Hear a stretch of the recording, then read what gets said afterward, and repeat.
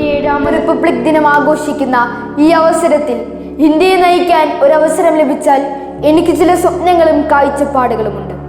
മുൻ അമേരിക്കൻ പ്രസിഡന്റായിരുന്ന റൊണാൾഡ് റീഗനെ പോലെ ഞാനും പറയുന്നു, വലിയ കാര്യങ്ങൾ ചെയ്യുന്നവനല്ല യഥാർത്ഥ നേതാവ്, മറിച്ച് വലിയ കാര്യങ്ങൾ ചെയ്യുവാൻ ജനങ്ങളെ പഠിപ്പിക്കുകയും പ്രേരിപ്പിക്കുകയും ചെയ്യുന്നവനാണ്.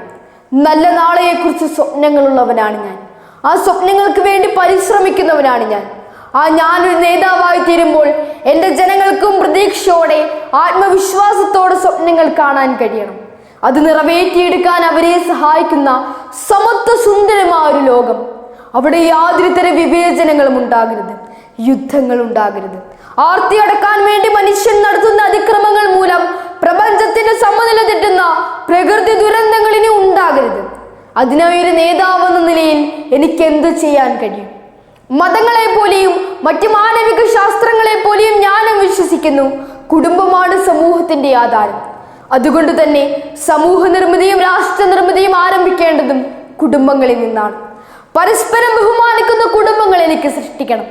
മറ്റൊരുവനെ ബഹുമാനിക്കുവാനും മറ്റൊരുവനിൽ ബഹുമാനം ഉളവാക്കുവാനും ആത്യന്തികമായി വേണ്ടത് വ്യക്തിത്വപരവും ധാർമ്മികവും സാമ്പത്തികവുമായ സ്വയം പര്യാപ്തതയാണ്.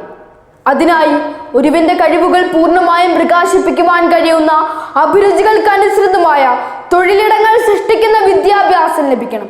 അതുകൊണ്ട് തന്നെ ഞാനൊരു നേതാവായാൽ ആദ്യം ചെയ്യുന്നത് നമ്മുടെ വിദ്യാഭ്യാസത്തെ നവീകരിക്കുക എന്നതായിരിക്കും. പ്രകൃതിയോടുള്ള കരുതലും സഹജനോടുള്ള സ്നേഹവും സമൂഹത്തോടുള്ള ഉത്തരവാദിത്വവും കുട്ടികൾ സ്കൂൾ മുറികളിൽ നിന്ന് തന്നെ പഠിക്കട്ടെ. ഭൗതികമായി മാത്രം ഗ്രഹിക്കാൻ കഴിയുന്ന സിലബസുകൾ കുറച്ച് എങ്ങനെ ജീവിക്കണമെന്ന് പഠിക്കുന്ന പ്രായോഗിക പാഠങ്ങൾ ചെറിയ ക്ലാസ്സുകളിൽ നമുക്ക് പഠിപ്പിച്ചു തുടങ്ങും. ഭൂമിയിലെ പുഴുക്കളെ സ്നേഹത്തോടെ നിരീക്ഷിക്കാനും ആകാശത്തിലെ നക്ഷത്രങ്ങളെ അത്ഭുതത്തോടെ വീക്ഷിക്കാനും കഴിഞ്ഞാൽ വളർന്നു വരുമ്പോൾ അവനൊരു ബഹിരാകാശ ഗവേഷകനും നന്മയുള്ള ജീവശാസ്ത്രജ്ഞനുമായി തീരും. ഒരു വിത്തെങ്ങനെ പാകണമെന്നും അതെങ്ങനെ മരമായി അനേകർക്ക് തണലായി മാറുന്നുവെന്ന് LKG ക്ലാസ്സുകളിൽ മുതൽ നമ്മൾ കുഞ്ഞുങ്ങളെ പഠിപ്പിച്ചാൽ അവനൊരിക്കലും ഒരു കർഷക വിരുദ്ധ ബിസിനസ്സുകാരനോ രാഷ്ട്രീയക്കാരനോ ആവുകയില്ല. ദൈവം എന്നത് മഹാനന്മയുടെ പേരാണെന്നും മനുഷ്യനെ സ്നേഹിക്കുവാനും ബഹുമാനിക്കുവാനും പഠിപ്പിക്കുന്നതാണ് എല്ലാ മതങ്ങളുടെയും ലക്ഷ്യമെന്നും നമ്മൾ കുഞ്ഞുങ്ങളെ പഠിപ്പിച്ചാൽ മതത്തിന് പേരിൽ ഇനി ഒരു ചോരപ്പുഴ ഇവിടെ ഒഴുകില്ല. ഒരു കുട്ടി വിദ്യാഭ്യാസം നേടി സമൂഹത്തിലേക്ക് ഇറങ്ങി വരുമ്പോൾ സംതൃപ്തിയോടെ ജോലി ചെയ്യാനുള്ള തൊഴിലിടങ്ങൾ സൃഷ്ടിക്കപ്പെടണം. ഒരുവന്റെ ബാങ്ക് ബാലൻസിന്റെ കലം നോക്കി നിർണ്ണയിക്കുന്ന സാമ്പത്തിക ഉന്നമനം എന്നതിനേക്കാൾ സാമ്പത്തിക സുരക്ഷിതത്വവും സമത്വവുമുള്ള തൊഴിൽ സംവിധാനങ്ങളെയാണ് ഞാൻ ഇഷ്ടപ്പെടുന്നത്.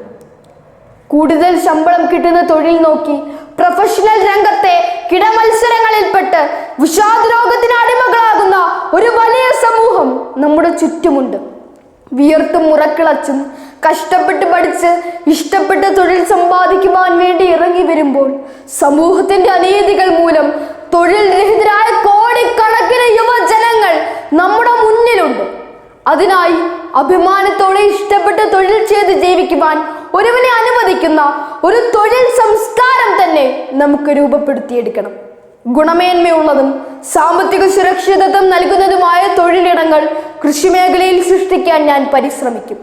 ഇടനിലക്കാരുടെ മധ്യസ്ഥത ഇല്ലാതെ തന്നെ തങ്ങളുടെ ഉൽപ്പന്നങ്ങൾ ലാഭകരമായി വ്യവസായം ചെയ്യുന്നതിനും മണ്ണിന്റെയും മനുഷ്യന്റെയും മനസ്സിന്റെയും ആരോഗ്യം വർദ്ധിപ്പിക്കുന്ന വിധത്തിൽ ഗുണമേന്മയുള്ള ഉൽപ്പന്നങ്ങൾ സൃഷ്ടിക്കുന്ന വിധത്തിൽ കാർഷിക ശാസ്ത്രീയ വ്യാവസായിക മേഖലകളെ ഏകോപിപ്പിക്കുന്നതിനുള്ള സംരംഭങ്ങൾ ഞാൻ കൊണ്ടുവരും. പ്രകൃതിയെ മലിനപ്പെടുത്തുന്ന യാതൊരു സംരംഭങ്ങളും നമുക്കിനി ഉണ്ടാകാൻ പാടില്ല.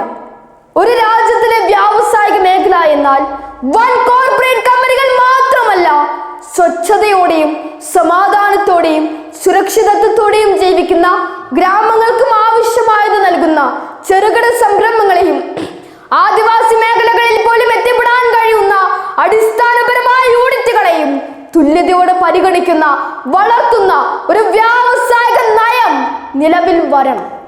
ചികിത്സ ലഭിക്കാതെ ആരും നമ്മുടെ ഇടയിൽ ഇനി മരിക്കാൻ പാടില്ല.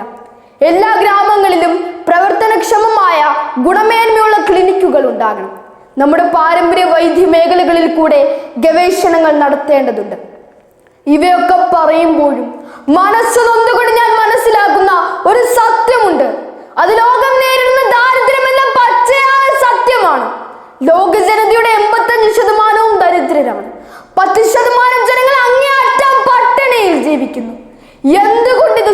സംഭവിക്കുന്നു.